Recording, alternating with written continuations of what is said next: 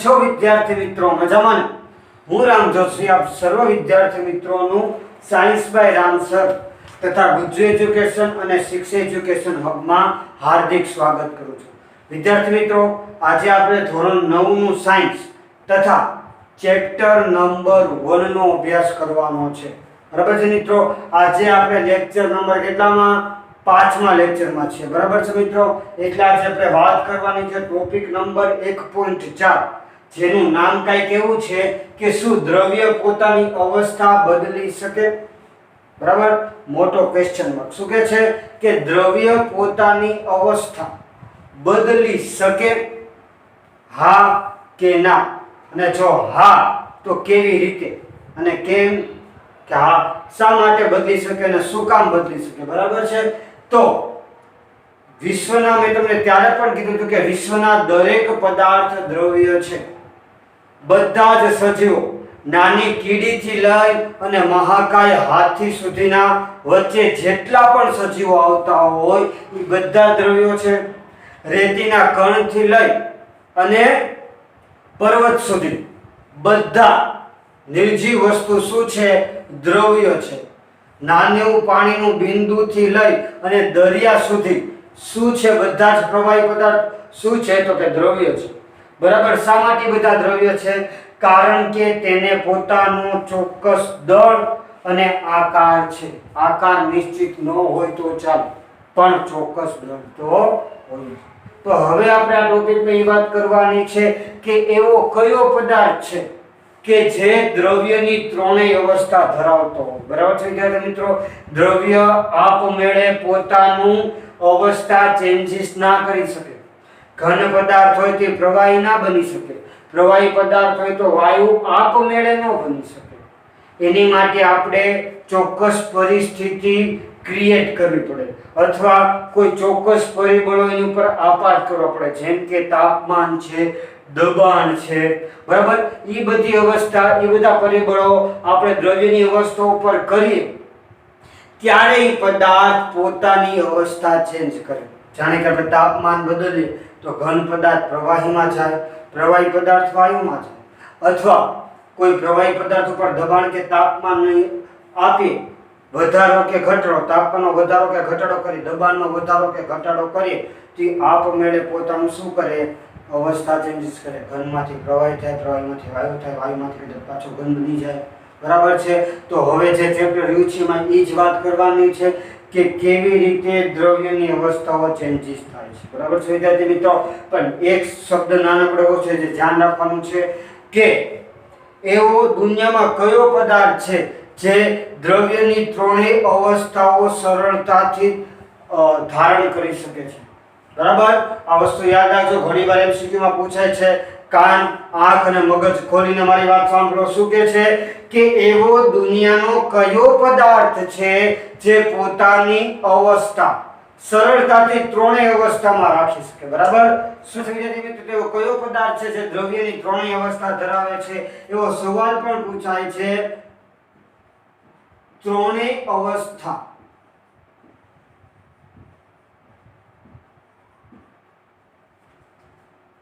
સરળતાથી ધરાવતો પદાર્થ.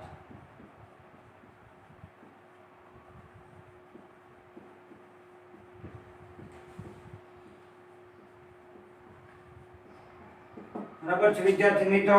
તે કયો છે? તો કે પાણી. શું છે વિદ્યાર્થી મિત્રો? કયો પદાર્થ છે જે સરળતાથી આ ત્રણેય અવસ્થા, ત્રણેય અવસ્થા એટલે કઈ? તો કે આપણે આગળ વાત કરી નાખી, ઘન, પ્રવાહી અને વાયુ. દ્રવ્યની ત્રણ અવસ્થા છે, ઘન અને પ્રવાહી અને વાયુ. બરાબર છે? આ ત્રણેય અવસ્થા સરળતાથી કોણ ધરાવે? તો કે પાણી છે. કે વિદ્યાર્થી મિત્રો? તો કે પાણી. બરાબર છે? કોઈક વાર તમને MCQ માં પૂછા છે કે કયો એવો પદાર્થ છે જે દ્રવ્યની ત્રણેય અવસ્થા ધરાવે? તો તમારે કહેવાનું કે પાણી પદાર્થ છે. પાણી છે તે દ્રવ્યની ત્રણેય અવસ્થાઓ સરળતાથી ધરાવે. બરાબર? બીજા પદાર્થો સરળતાથી ત્રણેય અવસ્થાને અપનાવી શકતા નથી. તો કે કેવી રીતે? તો કે આપણે જોઈએ.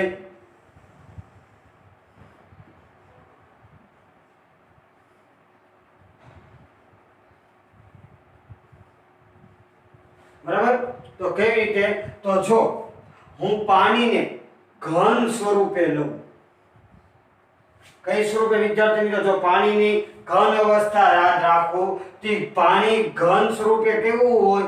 તો કે બરફ હોય. બરાબર છે વિદ્યાર્થી મિત્રો? કેવું હોય? બરફ. આપણને ખબર છે બરફ ક્યાં હોય? તો મોસ્ટ ઓફ ફ્રીઝર. બરાબર, આપણે જ્યારે ઉનાળો હોય ત્યારે બરફ બહુ રાખે. બરાબર, તો પાણીનું સરળતાથી ઘન સ્વરૂપ કયું? બરફ. બરાબર છે વિદ્યાર્થી મિત્રો? આ વસ્તુ યાદ રાખજો. બરફનું રાસાયણિક સૂત્ર શું થાય? H2O. બરાબર, હવે શું? જો હું પાણીનું પ્રવાહી અવસ્થા ધરાવું અથવા પ્રવાહી અવસ્થા ધારું કે પાણી મને પ્રવાહી અવસ્થામાં મળે, તે પાણી આપણને પ્રવાહી અવસ્થામાં કેવી રીતે મળે? તો કે પાણીનું પ્રવાહી અવસ્થા કઈ છે વિદ્યાર્થી મિત્રો? તો કે ખુદ પાણી જ છે. બરાબર, પાણી પહેલા જો પાણીને ઘન સ્વરૂપે જોવું તો બરફ, પાણીનું જો પ્રવાહી સ્વરૂપ જોવું તો એ શું કહેવાય? પાણી. જેનું રાસાયણિક સૂત્ર શું છે વિદ્યાર્થી મિત્રો? તો કે H2O છે. બરાબર, અને લાસ્ટ જો પાણીને હું વાયુ સ્વરૂપે લઉં, કેવા સ્વરૂપે વિદ્યાર્થી મિત્રો? વાયુ સ્વરૂપે લઉં, તે વાયુ તરીકે શું બની જાય? તો કે વાયુ સ્વરૂપે બની શું જાય? તો કે પાણીની બાષ્પ. શું બની જાય વિદ્યાર્થી મિત્રો? પાણીની બાષ્પ. પાણીની બાષ્પ પણ કહી શકો અથવા વરાળ પણ કહી શકો. બરાબર, એનું પણ રાસાયણિક સૂત્ર શું છે વિદ્યાર્થી મિત્રો? તો કે H2O. બરાબર, તો આમ ત્રણેય કોકવાર તમને સવાલ પૂછે કે વિદ્યાર્થી મિત્રો જણાવો તો કયો પદાર્થ દ્રવ્યની ત્રણેય અવસ્થા સરળતાથી ધરાવી શકે? તો કહેવાનું કે સાહેબ પાણી છે એ દ્રવ્યની ત્રણેય અવસ્થા ધરાવી શકે. જો પાણીને ઘન સ્વરૂપે જોઉં તો એ બરફ બને, જેનું રાસાયણિક સૂત્ર H2O છે. જો હું પાણીને પ્રવાહી સ્વરૂપે જોઉં તો એ પાણી છે, જેનું રાસાયણિક સૂત્ર H2O છે. અને જો પાણીને હું વાયુ સ્વરૂપે જોઉં તો એ શું છે? પાણીની વરાળ, પાણીની બાષ્પ અથવા વરાળ, જેનું રાસાયણિક સૂત્ર શું છે? H2O. જો વિદ્યાર્થી મિત્રો એનું રાસાયણિક સૂત્ર બદલાતું નથી, ફક્ત એની અવસ્થા જ ચેન્જ થાય છે. જો એને હું ઘન સ્વરૂપે લઉં, બરાબર, તો અહીંયા શું લખું હું? ઘન ઇંગ્લિશમાં શું કહે વિદ્યાર્થી મિત્રો? તો કે સોલિડ. તો બરફ જ્યારે પણ લખો ત્યારે તમારે જમણી સાઈડ કાઉસની નીચે આમ એસ કરવાનું. આ એસ તો મીનિંગ શું છે? તો કે સોલિડ કે છે. શું કે છે? સોલિડ. સોલિડ એટલે ઘન, સોલિડ સ્ટેટ કહેવાય. બરાબર, પ્રવાહીને આપણે શું કહીએ ઇંગ્લિશમાં? તો કે લિક્વિડ. બરાબર, એટલે પાણી પણ જ્યારે લખો ત્યારે પાણી લખો તો સાઈડમાં જમણી સાઈડ નીચે સ્મોલ એલ કરવાનું, એટલે સમજી જાય કે આ શું છે? અવસ્થા. તો કે પ્રવાહી સ્વરૂપ. અને પાણીને જો વાયુ સ્વરૂપે કલ્પવું તો વરાળમાં આપણે શું લખવાનું? G. શું કામ G ભાઈ? તો કે ગેસ.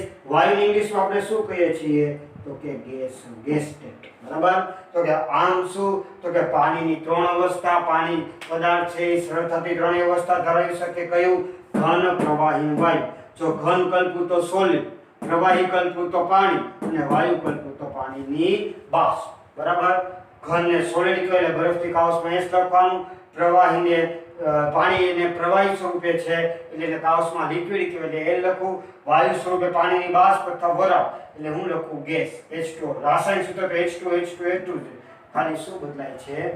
અવસ્થા. વિદ્યાર્થી મિત્રો, તો હવે આપણે ટોપિકને આગળ વધારીએ. હવે ટોપિકનું નામ શું છે? તો છે તો શું? દ્રવ્ય પોતાની અવસ્થા ચેન્જ કરી શકે. આગળ કીધું કે પાણી છે એ ત્રણેય અવસ્થાઓ સરળતાથી સિમ્પલી રીતે બદલી શકે. બરાબર છે, શું કરી શકે? તો કે ઘન સ્વરૂપ હોય તો બરફ હોય, વાયુ સ્વરૂપ હોય તો પાણીની વરાળ અથવા બાષ્પ હોય, અને પ્રવાહી સ્વરૂપ તો પોતે છે જ તે પાણી. બરાબર, ત્રણેય સ્વરૂપે એની H2O એટલે કે રાસાયણિક સૂત્ર ચેન્જીસ થતો નથી. દર વખતે ફક્ત ને ફક્ત એક રહે છે. આ ઘણીવાર MCQમાં અથવા 1 માર્કમાં કે 2 માર્કમાં સવાલ પૂછાય છે. હવે જે હું તમને સવાલ કરાવું છું વિદ્યાર્થી મિત્રો એ ખૂબ જ અગત્યનો અને મહત્વનો છે. એટલે સરખી રીતે ધ્યાન રાખવાનું છે અને સરખી રીતે સમજવાનું છે. આ આપણને એક ફિગર આપી છે જે તમારી બુકમાં પણ છે. તમે તમારી બુક લઈને બેઠા છો તો તમને આ ફિગર દેખાણી હશે. બરાબર છે, આ ફિગરમાં શું કહેવા માંગે છે? તો શું કહે છે? તો આ ફિગર દ્વારા આપણે ત્રણ વ્યાખ્યા જોવાની છે. એક તો કે ગલન, બીજું તો કે ગલન બિંદુ, અને ત્રીજું તો કે ગલન ગુપ્ત ઉષ્મા. બરાબર છે, શું? એક તો કે ગલન, બીજું તો કે ગલન બિંદુ અને ત્રીજું ગલન ગુપ્ત ઉષ્મા. મિત્રો એક વસ્તુ યાદ રાખશો ને એટલે 100%ની વાત છે.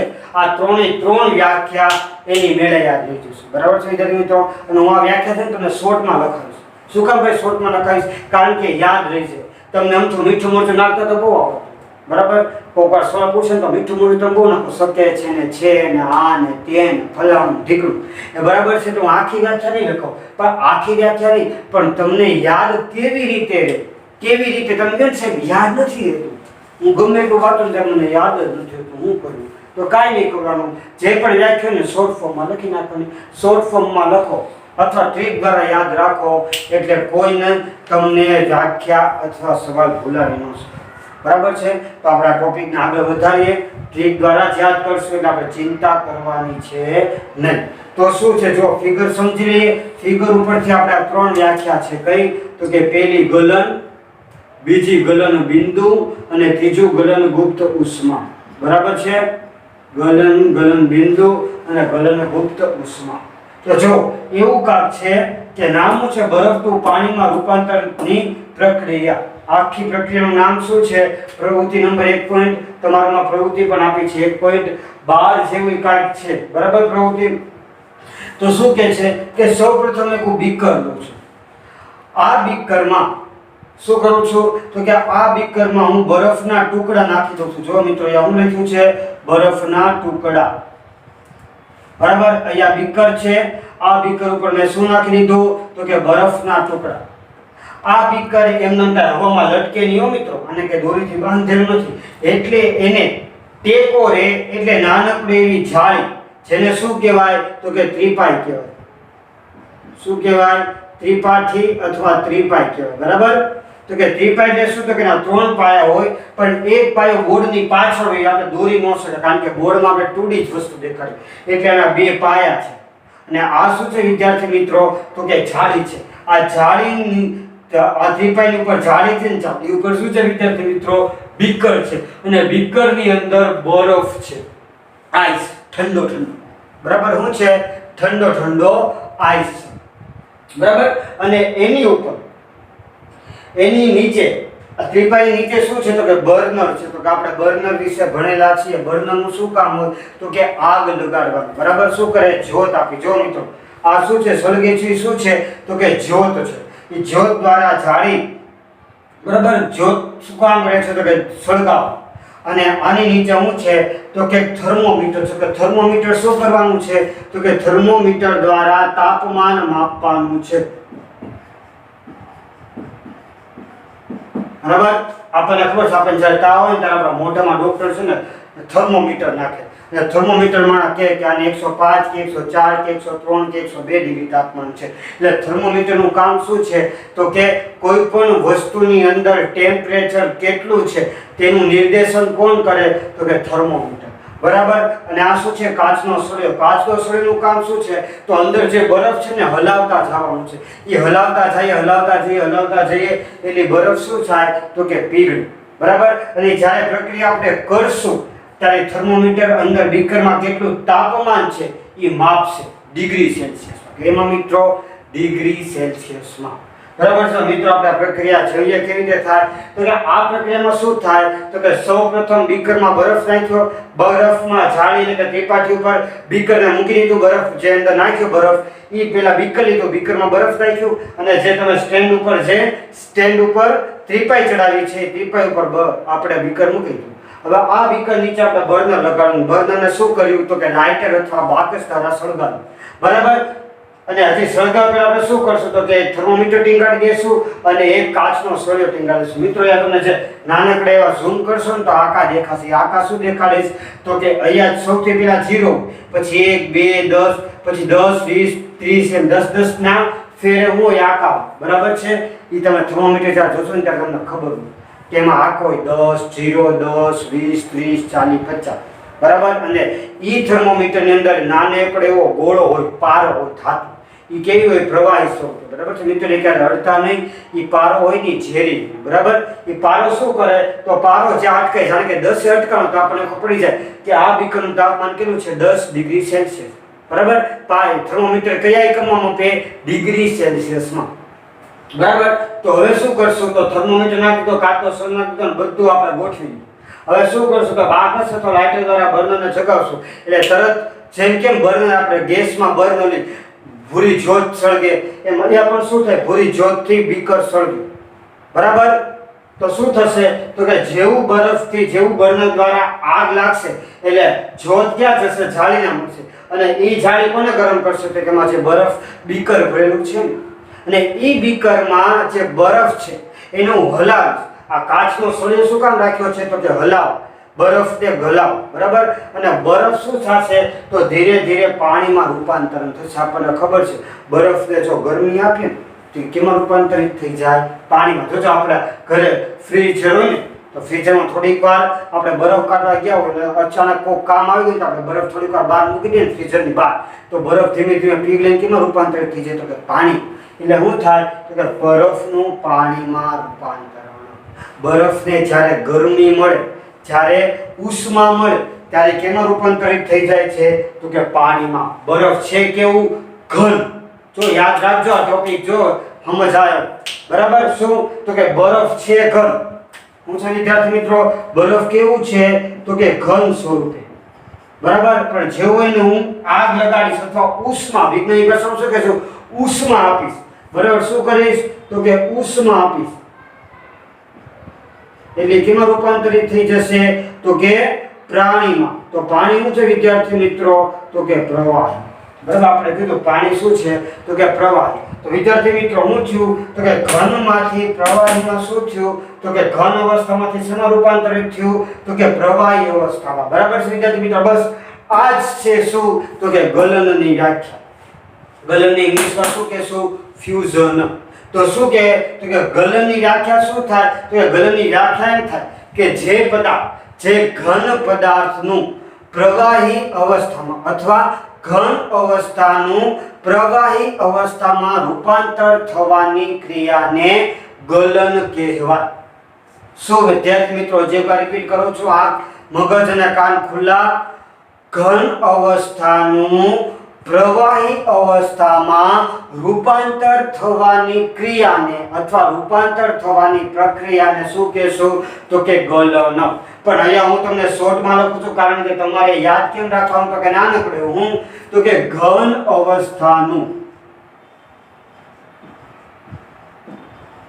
કેમાં રૂપાંતરણ થાય? તો કે પ્રવાહી અવસ્થામાં રૂપાંતરણ થાય.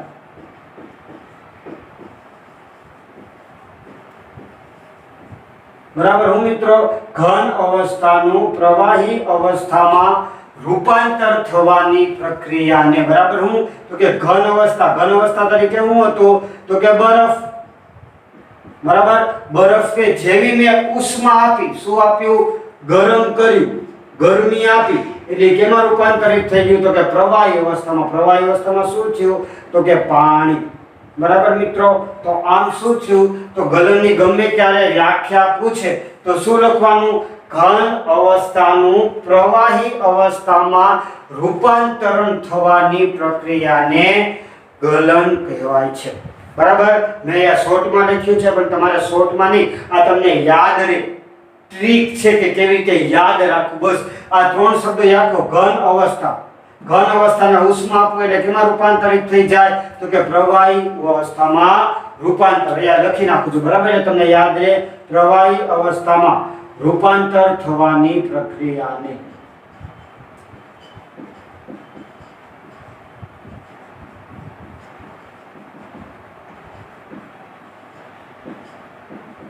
બરાબર.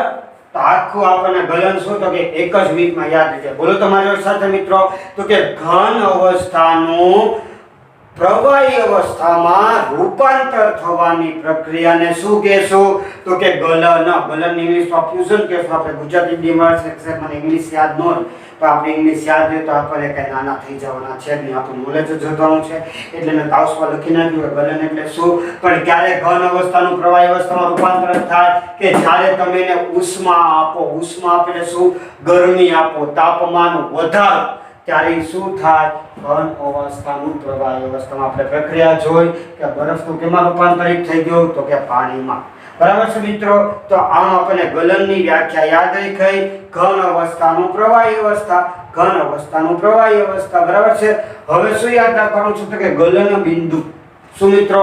તો કે ગલન બિંદુ. મિત્રો ગલન પ્રક્રિયા યાદ રહી જાય તો ગલન બિંદુ 2 જ સેકન્ડમાં યાદ રહી જાય. કેટલી સેકન્ડ વિદ્યાર્થી મિત્રો? ફક્ત 2 સેકન્ડમાં. કારણ કે એનો ભાઈ છે નાનો. ગલનનો ભાઈ શું છે? ગલન બિંદુ. તો કે ગલન બિંદુ શું કે છે? તો કે ગલન બિંદુ એટલે કાઈ નહીં. શું? તો કે જે તાપમાનના બિંદુએ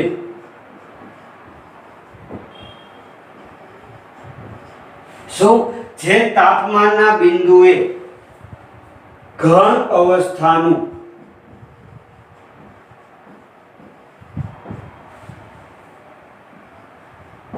પ્રવાહી અવસ્થામાં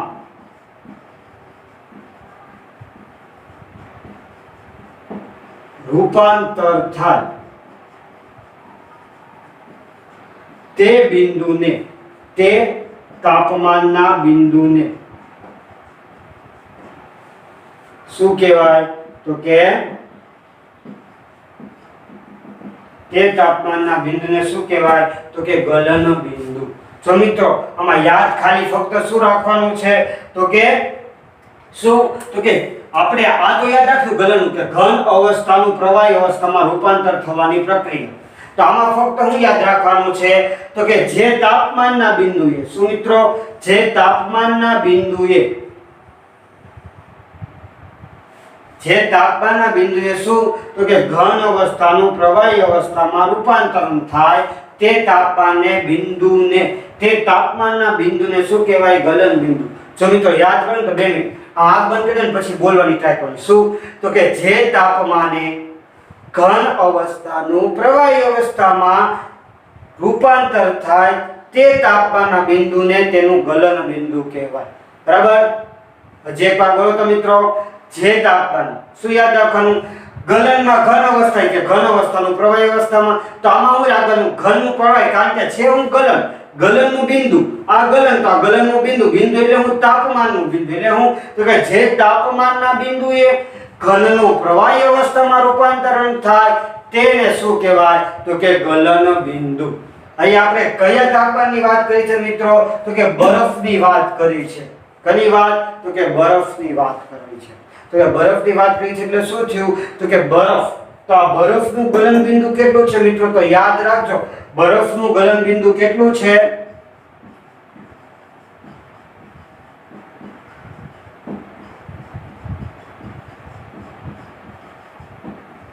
તો મિત્રો બરફનું ગલન બિંદુ છે 0 ડિગ્રી સેલ્સિયસ.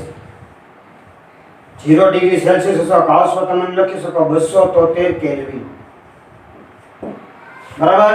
ડિગ્રી સેલ્સિયસ આ હું લખી છે મિત્રો ડિગ્રી સેલ્સિયસ. ડિગ્રી સેલ્સિયસ કેમ લખાય? તો કે આમ 0 કરવાનું, પછી ઉપર નાનું એવું ટપકું કરવાનું અને પછી આ સી લખવાનું. સેલ્સિયસ તો શું થાય? સી. બરાબર? તો કે સાહેબ આનું સમજાનું બરફનું ગલન બિંદુ 0 ડિગ્રી સેલ્સિયસ એટલે શું? તો આપણે પાછા પ્રક્રિયામાં જઈએ તો આપણે તમને કીધું કે જેવું બર્નર દ્વારા હું ગરમી આપીશ એટલે બરફનું રૂપાંતરણ કેમાં થાય છે? તો કે પાણીમાં. બરાબર છે? તો પાણીમાં. બરાબર? તો આપણે મેં તમને કીધું કે થર્મોમીટરનું શું કામ છે? તો કે થર્મોમીટર છે તાપમાન માપે છે. બરાબર છે? એટલે શું થયું? તો મેં તમને કીધું મેં થર્મોમીટર લટકાવ્યું છે તો થર્મોમીટરનું અહીંયા શું હોય? તો કે 0 ડિગ્રી સેલ્સિયસ. એનો મીનિંગ શું થયો? કે આ બરફ ને જેમ ગરમી મળતી જાય બરફ કેમાં રૂપાંતરિત થઈ જતો હશે? તો કે પાણીમાં.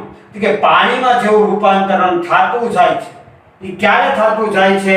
તો કે તાપમાન જ્યારે 0 ડિગ્રી સેલ્સિયસ થાય ત્યારે બધા જ બરફનું કેમાં રૂપાંતરણ થઈ જાય છે? તો કે પાણીમાં. બરાબર છે? તો એ કહે છે ને તમે સાહેબ હજી એકવાર સમજો તો ફરીથી એકવાર કહું કે આ બરફ ક્યાં સુધી પાણીમાં રૂપાંતરિત થશે? કે જ્યાં સુધી આખા બીકરનું તાપમાન 0 ડિગ્રી સેલ્સિયસ છે. આ બીકરનું તાપમાન 0 ડિગ્રી સેલ્સિયસ હોય ત્યારે બધા જેટલા તમે બરફના કણો નાખ્યા છે ટુકડા એ બધાનું રૂપાંતરણ કેમાં થશે છે? તો કે પાણી. બરાબર? એટલે યાદ રાખજો બરફનું ગલન બિંદુ 0 ડિગ્રી સેલ્સિયસ છે. 0 ડિગ્રી સેલ્સિયસે બધા બરફના ટુકડાનું રૂપાંતરણ કેમાં થઈ જાય? તો કે પાણીના કણોમાં. બરાબર છે? એટલે આ વસ્તુ યાદ રાખવાની છે. શું યાદ રાખવાનું છે? તો કે બરફનું ગલન બિંદુ કેટલું છે? તો કે 0 ડિગ્રી સેલ્સિયસ. બરાબર, આ બહુ સવાલ પૂછાય છે MCQ માં કે બરફનું ગલનબિંદુ જણાવો. કેટલું કહેવાનું કે આ 0 ડિગ્રી સેલ્સિયસ અથવા 273 કેલ્વિન. તો કે સાહેબ 200 કેલ્વિન ને ડિગ્રી સેલ્સિયસ તો હમણાં તમને સમજાવીશ તાપમાન વિશે એકદમ, ત્યારે તમને કેલ્વિન અને ડિગ્રી સેલ્સિયસ વચ્ચેનો તફાવત સમજાશે. પણ અત્યારે ખાલી એટલું યાદ રાખો કે બરફનું ગલનબિંદુ 0 ડિગ્રી સેલ્સિયસ એ 273 કેલ્વિન હોય. બરાબર, 0 ડિગ્રી સેલ્સિયસ તાપમાને બધા બરફના કણો કેમાં રૂપાંતરણ થઈ જાય? પાણીના કણોમાં. બરાબર છે, તો આમ ગલનબિંદુમાં આટલું આવે. શું? તો કે જે તાપમાનના બિંદુએ ઘન અવસ્થાનું પ્રવાહી અવસ્થામાં રૂપાંતરણ થઈ જાય તે તાપમાનના બિંદુને તેનું ગલનબિંદુ કહેવાય. ને ગલન શું થાય? તો કે ઘન અવસ્થાનું પ્રવાહી અવસ્થામાં આપણે ઘન પદાર્થ તરીકે પ્રક્રિયામાં શું લીધું હતું? તો કે બરફ. તો કે બરફનું પાણીમાં રૂપાંતરણ થાય એ પ્રક્રિયાને ગલન કહેવાય. અને જે તાપમાનના બિંદુએ થાય એને એનું ગલનબિંદુ કહેવાય. બરફનું ગલનબિંદુ 0 ડિગ્રી સેલ્સિયસ છે. બરાબર છે. અને એક વસ્તુ બીજી યાદ રાખવાની છે. શું યાદ રાખવાની છે? તો કે ગલનબિંદુ કોના પર આધારિત છે? તો કે કણો કણો વચ્ચે લાગતા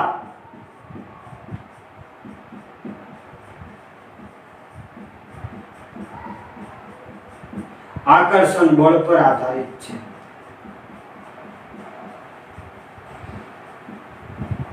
બરાબર છે. આ શબ્દ બહુ મહત્વનો છે એટલે મિત્રો મેં મેન્શન કર્યો છે. શું? તો કે બધા જ ઘન પદાર્થનું ગલનબિંદુ કાંઈ 0 ડિગ્રી સેલ્સિયસ દો. બરાબર છે. જેમ અણુઓનું વચ્ચે પ્રબળ આકર્ષણ બળ હોય ને, પ્રબળ આકર્ષણ એટલે કઈની વાત કરું છું? આંતરાણવીય આકર્ષણ બળ હોય. યાદ રાખવાનું છે, ભૂલવાનું નથી.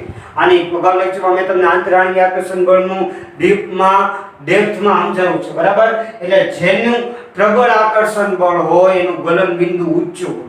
બરાબર, ગલનબિંદુ એટલે હું તો કે પીગળી જાવ. બરાબર, એટલે ત્યાં અહીંયા અમે ગલનબિંદુ ઇંગ્લિશમાં શું લખ્યું? Melting point. મેલ્ટ એટલે પીગળી જાવ. બરાબર, એટલે કણો કણો વચ્ચે લાગતા આકર્ષણ બળ પર ગલનબિંદુ આધારિત છે. જેનું પ્રબળ આકર્ષણ બળ હોય એનું ગલનબિંદુ ઊંચું હોય. બરાબર, એ આજે લખી નાખું છું. શું? તો કે આકર્ષણ બળ પ્રબળ તો શું? તો આકર્ષણ બળ પ્રબળ તો ગલનબિંદુ શું થાય? ઊંચા જોવા મળે. ઊંચા એટલે શું? તો કે એનું રેટ હોય વધારે. જાણે કે બરફમાં આંતરાણવીય આકર્ષણ બળ ઓછું એટલે એનો બિંદુ 0 ડિગ્રી સેલ્સિયસ છે. કોઈ લાકડાના ટુકડાને તમારે પીગાળવો હોય તેનું ગલનબિંદુ એની કરતાં ઊંચું. બરાબર, શું કામ? કારણ કે લાકડાના કણો વચ્ચે પ્રબળ આકર્ષણ બળથી અણુઓ જોડાયેલા હોય એટલે એને ઓગાળવા અથવા એનું ગલન કરવું શું કરવું પડે?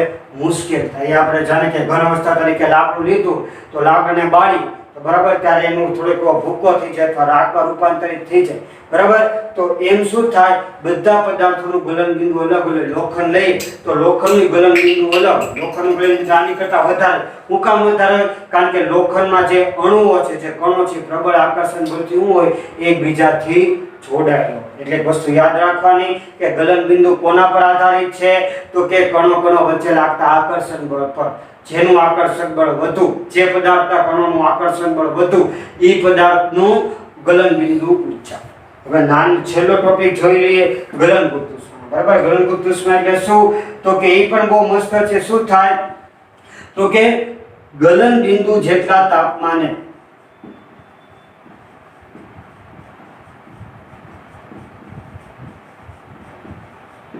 શું?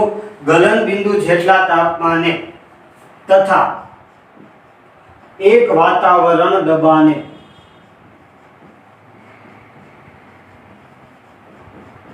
બરાબર, ગલનબિંદુ જેટલા તાપમાને અને એક વાતાવરણ દબાણે 1 કિલોગ્રામ પદાર્થને 1 કિલોગ્રામ પર આપણે કોની વાત કરવાની છે?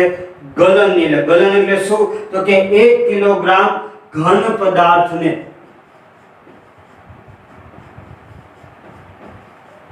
1 કિલોગ્રામ ઘન પદાર્થને કેમાં રૂપાંતરિત થાય? ગલનમાં. તો કે ઘન પદાર્થનું રૂપાંતરણ કેમાં થાય? તો કે પ્રવાહીનું. તો કે 1 કિલોગ્રામ ઘન પદાર્થને પ્રવાહી અવસ્થામાં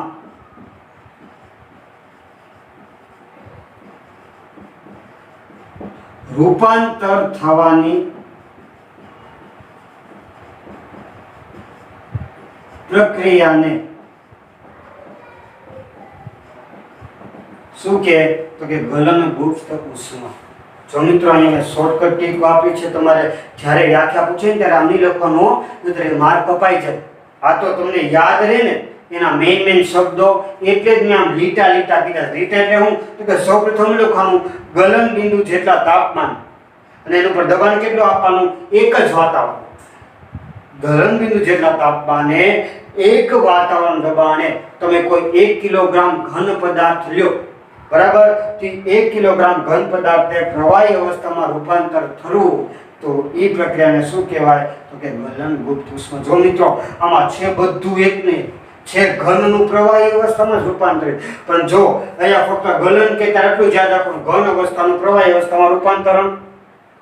ગલન બિંદુ કે ત્યારે વ્યાખ્યા તો આ જ છે, પણ આગળ શું લગાડી દેવાનું તો કે જે તાપમાનના બિંદુ, કારણ કે આ બિંદુ શબ્દ છે, કયું બિંદુ તો કે તાપમાનનું બિંદુ, અને પછી ગલનગુપ્ત કે તો કહેવાનું ગલન બિંદુ જેટલા તાપમાને એક વાતાવરણ દબાણે 1 કિલોગ્રામ ઘન પદાર્થને પ્રવાહી અવસ્થામાં રૂપાંતરિત થવાની ક્રિયાને શું કહે છે વિદ્યાર્થી મિત્રો તો કે ગલનગુપ્ત ઉષ્મા।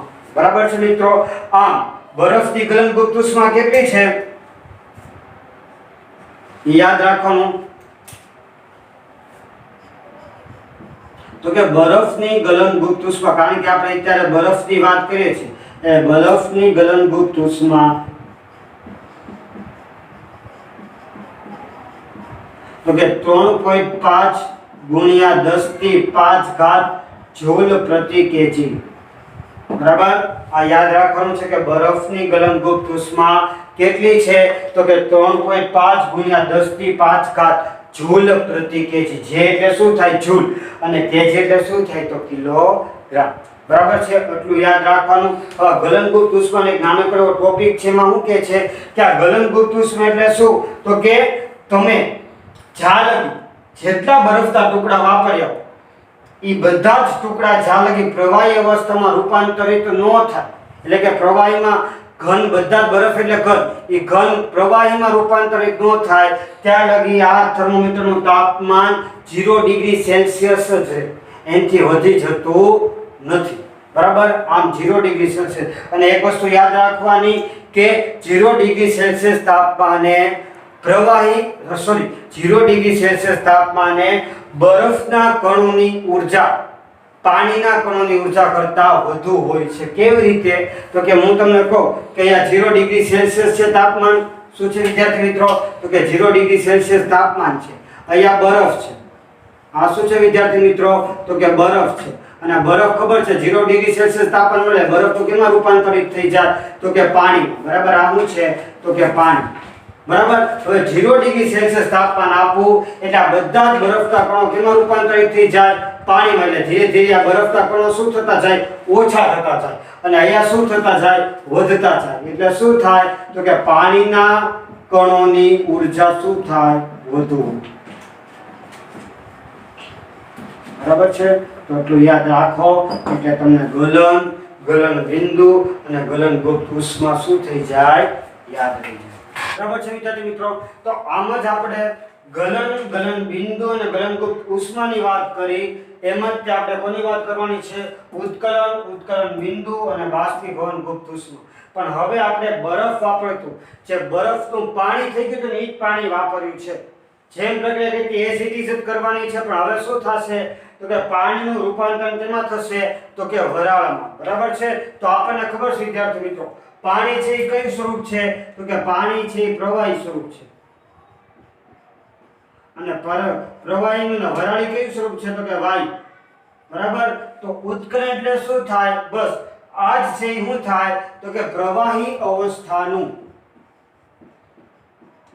બરાબર, શું તો કે પ્રવાહી અવસ્થાનું કેમાં રૂપાંતરણ તો કે વાયુ અવસ્થામાં રૂપાંતરણ થાય। બરાબર, એને શું કહેશું આપણે તો કે ઉત્કલન એટલે બોઇલિંગ। બરાબર, બોઇલ એટલે શું થાય બોઇલ ઇંગ્લિશમાં શું થાય ઉકળવું, એટલે ઉત્કલનને શું કહેવાય ઉત્કલનને બોઇલ। બરાબર, એમ પ્રવાહી તરીકે આપણે શું વાપર્યું તો કે પાણી, અને વાયુ સ્વરૂપે શું બન્યું તો કે વરાળ। બરાબર, તો કે વાયુ અવસ્થામાં શું થાય રૂપાંતર થવાની પ્રક્રિયાને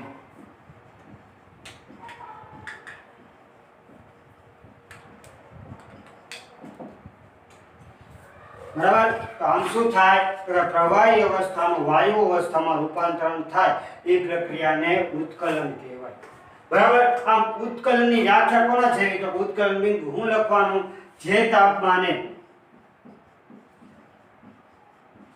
જે તાપમાનના બિંદુએ તથા એક વાતાવરણ દબાણે પ્રવાહીનું કેમાં રૂપાંતરણ? વાયુમાં રૂપાંતરણ થવાની પ્રક્રિયાને શું કહેવાય? તો કે ઉત્કલન બિંદુ. સોરી, પ્રવાહીનું વાયુમાં રૂપાંતરણ થાય તે તાપમાનના બિંદુને બરાબર છે, તે તાપમાનના બિંદુને શું કહેશો? તો કે ઉત્કલન બિંદુ. બરાબર? શું યાદ રાખવાનું વિદ્યાર્થી મિત્રો? તો કે ફક્ત યાદ રાખવાનું છે શું? તો કે તાપમાનના બિંદુએ એનું કે જે તાપમાનના બિંદુએ શું રૂપાંતરણ થાય? જે તાપમાનના બિંદુએ તથા એક વાતાવરણ દબાણ. બરાબર? આ બે વસ્તુ યાદ રાખો એટલે શું થઈ જાય? ઉત્કલન બિંદુ યાદ રહી જાય. બરાબર? અને બાષ્પીભવન પુષ્પમાં શું યાદ રાખવાનું? તો કે ઉત્કલન બિંદુ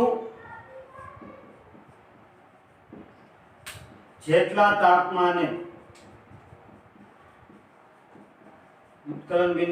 તાપમાને અને એક વાતાવરણ દબાણે 1 કેજી શું 1 કેજી પ્રવાહી પદાર્થનું કેમાં રૂપાંતરણ થાય? તો કે વાયુમાં રૂપાંતરિત થાય તે ઉષ્મા ઊર્જાને શું કહેવાય? તો કે બાષ્પીભવન ગુપ્ત ઉષ્મા. બરાબર છે? અહીંયા ઉત્કલન બિંદુ એટલે શું? તો કે જે તાપમાનના બિંદુ. હવે શું કરશું? તો કે આપણે પ્રક્રિયા યાદ રાખીએ કેવી રીતે? તો કે આપણે થર્મોમીટર ગોઠવ્યું અને પાણી બીકરમાં નાખ્યું. હવે જેવું આને તાપમાન મળશે એટલે ધીમે ધીમે પાણી ઉકળશે. ખળબળ શું કરશે? પાણી ઉકળવા લાગશે. અને જ્યારે થર્મોમીટરમાં પારો છે 100 ડિગ્રી સેલ્સિયસ તાપમાને પહોંચશે ત્યારે બધું જ પાણીનું કેમાં રૂપાંતરણ થઈ જશે? વરાળમાં. ત્યારે બધી જ પ્રવાહીનું કેમાં રૂપાંતરણ થઈ જશે? વાયુ અવસ્થામાં. એટલે શું યાદ રાખવાનું? તો કે પાણીનું ઉત્કલન બિંદુ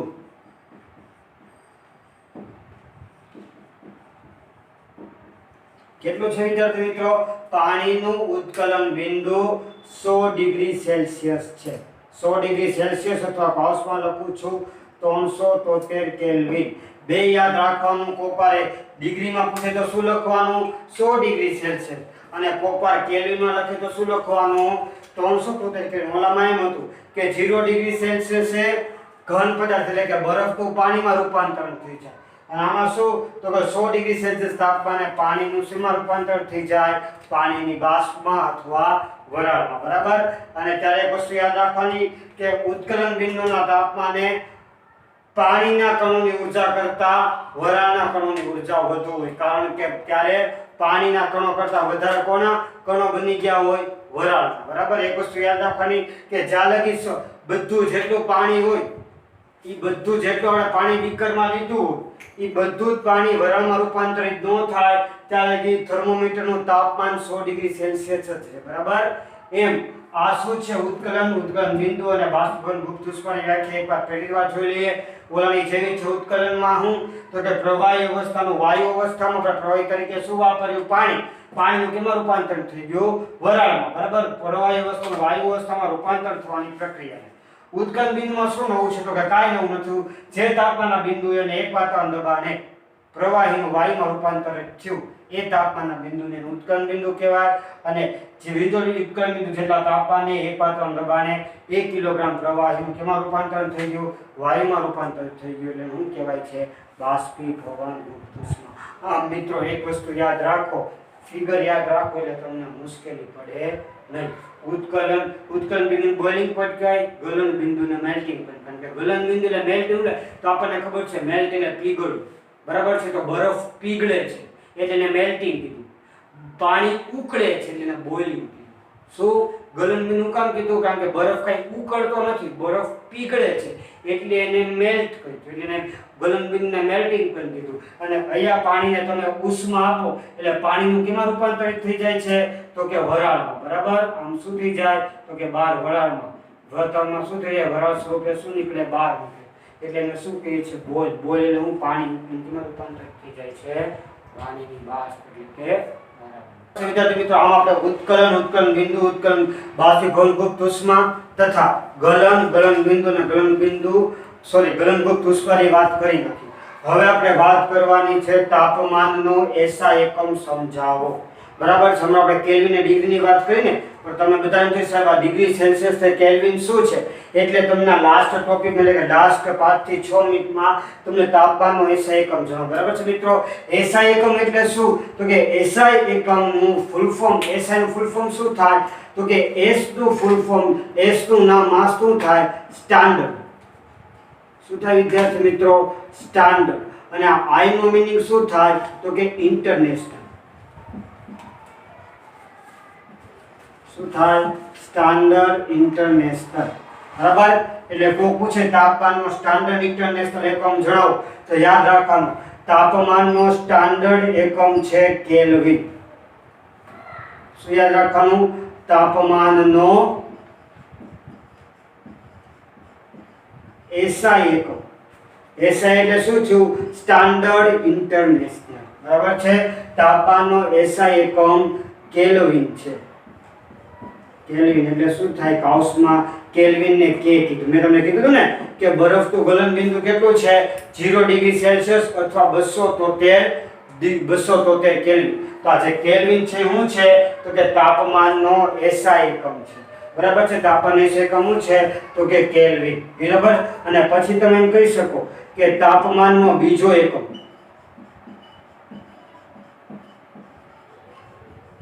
શું? તાપમાનનો બીજો એકમ શું છે?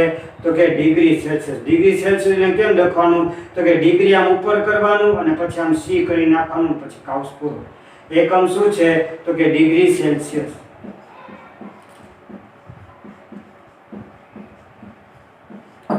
બરાબર છે.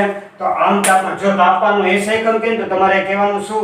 કે સાહેબ તાપમાનનો એસઆઈ એકમ કેલ્વિન છે, પણ તમને એમ કેમ કે એનો બીજો એકમ શું છે? તો બીજો એકમ શું છે? તો કે ડિગ્રી સેલ્સિયસ છે. કેલ્વિનનો સંજ્ઞા કે છે ને સેલ્સિયસની સંજ્ઞા શું છે? તો કે સી. પર સી ની ઉપર નનકું એવું ટપકું છે, જેને અંશ અથવા ડિગ્રી નો બોલે. બરાબર છે. તો હવે શું કે? તો કે આ બે વચ્ચેનો સંબંધ શું છે? તો કે સંબંધ છે કે તમે કોઈ પણ તાપમાન 0 ડિગ્રી સેલ્સિયસ લો એટલે શું થાય? તો કે 273.16 કેલ્વિન થાય. બરાબર. કોઈ પણ પદાર્થનું 0 ડિગ્રી સેલ્સિયસ તાપમાન એટલે કેલ્વિનમાં શું બોલાય? 273.16 કેલ્વિન. પણ આ 0.16 વધી જાય એટલે બધા એને અવગણ એટલે શું કરે? તો કે 0 ડિગ્રી સેલ્સિયસે એનું માપ શું લે? 273 કેલ્વિન. બરાબર. કોઈ પણ પદાર્થ કે મારા પદાર્થનું તાપમાન 0 ડિગ્રી સેલ્સિયસ છે તો મને કેલ્વિનમાં કહેતો તો શું કહેવાનું? કે કેલ્વિનમાં શું થાય? 273 કેલ્વિનમાં. બહુ મોસ્ટ સવાલ પૂછાય છે એટલે યાદ રાખવાનું છે કે 0 ડિગ્રી સેલ્સિયસ બરાબર 273 કેલ્વિન. હવે શું થાય? તો કે તમને દાખલા પૂછે છે કે કેલ્વિનમાંથી ડિગ્રી સેલ્સિયસમાં ફેરવો અને ડિગ્રી સેલ્સિયસમાંથી કેલ્વિનમાં ફેરવો. તો ત્યારે તમારે શું કરવાનું? કે જ્યારે પણ તમને કોઈ કેલ્વિનમાં તાપમાન આપ્યો, કેલ્વિન એટલે શું કરવું? કે કરવું. બરાબર. અને કેલ્વિનમાંથી તમને શું કે?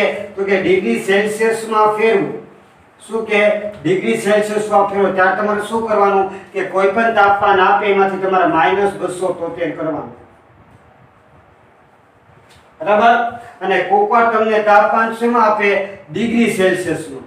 અને તમને એમ કે કેલ્વિનમાં ફેરવતો બટા, તો તમારે શું કરવાનું? તો કે ડિગ્રી સેલ્સિયસમાંથી કેલ્વિનમાં તાપમાન બદલવું હોય ત્યારે તમારે શું કરવાનું? 273 કેલ્વિન કરવાનું. સોરી, 273 પ્લસ કરવાનું. બરાબર.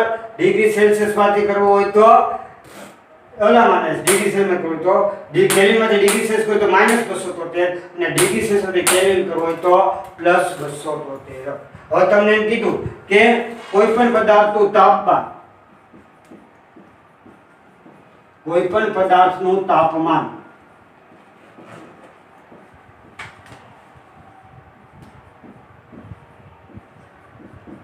શું કોઈ પણ પદાર્થનું તાપમાન છે એ કેટલું છે તો કે 273 કેલ્વિન, બરાબર, અને તેને સેલ્સિયસમાં ફેરવો. કેમાં ફેરવો? સેલ્સિયસમાં ફેરવો. તો કેમાં તાપમાન આપ્યું તમને? કેલ્વિનમાં. તો કેલ્વિનમાં આપેલે શું કરવાનું તો કે 273, શું કરવાનું? કેલ્વિનમાંથી ડિગ્રીમાં ફેરવો એટલે શું કરવાનું તો કે 273 શું છે તમારું તાપમાન, એમાંથી કેટલા માઈનસ કરવાના? 273. એટલે 273 માંથી 273 છે એટલે શું થઈ જાય તો કે 0 ડિગ્રી સેલ્સિયસ. એટલે એ પદાર્થનું તાપમાન શું હશે તો કે 0 ડિગ્રી સેલ્સિયસ, બરાબર. એવું છે કે કોઈ પણ પદાર્થનું તાપમાન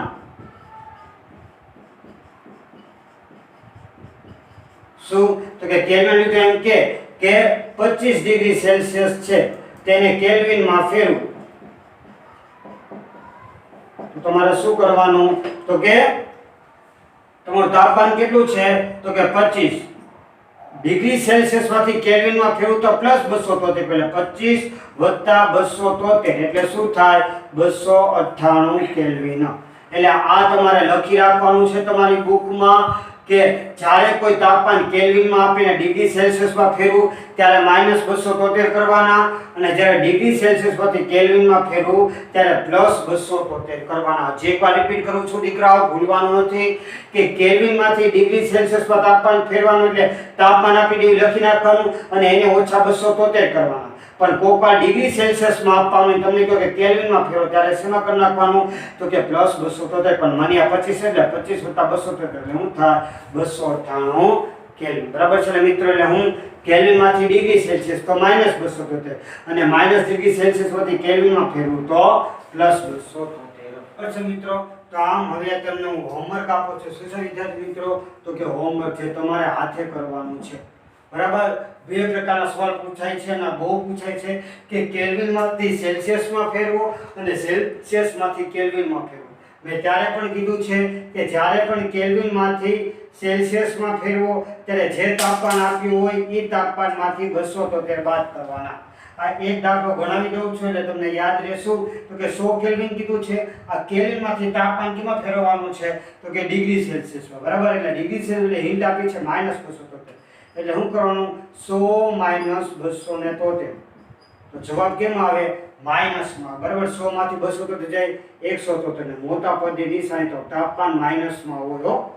હું હોય તાપમાન માઈનસમાં, પણ હવે પાછું કેલ્વિન નહીં લખવાનું, હવે હું લખવાનું તમે ડિગ્રી સેલ્સિયસમાં લખવાનું. શું કર્યું 100 કેલ્વિન એટલે 100 માંથી -273 કર્યો એટલે 273 એટલે 100 માંથી 273 નો છે એટલે માઈનસ થાય, 273 માંથી 100 એટલે શું થાય 173, બરાબર. -273 અને ડિગ્રી સેલ્સિયસ પર તાપમાન આપ્યું હોય એ તમારે કેમાં ફેરવવું હોય કેલ્વિનમાં ફેરવવું હોય તો શું કરવાનું +273 કરવાના, બરાબર. એક દાખલો કરાવું છું. શું તાપમાન આપ્યું છે 0 એટલે સૌપ્રથમ તાપમાન લખી નાખવાનું 0 અને કેટલા તો કે +273 એટલે શું થયું તો કે 273 કેલ્વિન, બરાબર. હવે સીધી સરળ કાઢીને તમે તાપમાન થઈને લખી નાખવાનું કેલ્વિન. તો બીજા 8 દાખલા અને બીજા 8 દાખલા તમારે જાતે કરવાના છે. નેક્સ્ટ લેક્ચરમાં મળીએ ત્યારે આપણે ઉદ્યોગપાતી પદાર્થ, બરાબર, એની વાત કરશું. ત્યાં લગી ખૂબ વાંચો, ઘરમાં શાંતિથી રહ્યો, શાંતિથી બધાના ઘરમાં રહેવા દો, બરાબર છે. ત્યાં લગી જય હિન્દ. કેમ છો વિદ્યાર્થી મિત્રો? મજામાં? આજે મજા આવી ને? તો રાહ શેની જુઓ છો? આજે જ અમારી ચેનલને લાઈક કરો, સબસ્ક્રાઈબ કરો અને શેર કરો.